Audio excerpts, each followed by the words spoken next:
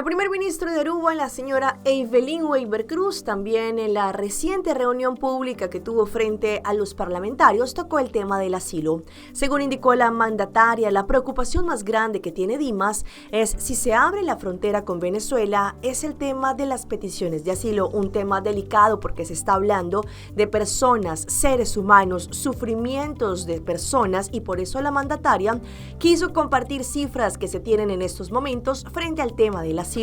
Aparte de esto, también indicaron que Dimas notó que al momento de recibir visitas, en el pasado las personas entraban a Aruba, pero no regresaban a su país, y esto fue un tema que se evidenció y que estas personas entraban al circuito de la ilegalidad y es el problema actual que tenemos para Aruba. La situación del asilo en la isla es la siguiente. El departamento de Dimas tiene un total de un equipo de 12 personas que trabajan en este tema, pero según la mandataria no es suficiente para cubrir la cantidad de procedimientos que se tienen pendientes. Tenemos un total de 1,819 peticiones pendientes. Debido a que la frontera está cerrada y debido a la pandemia, la cantidad de peticiones bajaron y, por ejemplo, solo en el mes de agosto tuvieron 18 peticiones y en el mes de septiembre 28 peticiones, pero esto debido al cierre fronterizo. La mandataria indicó que cuando la frontera estaba abierta tenían meses que recibían de 400 a 500 peticiones de asilo y que se registraban.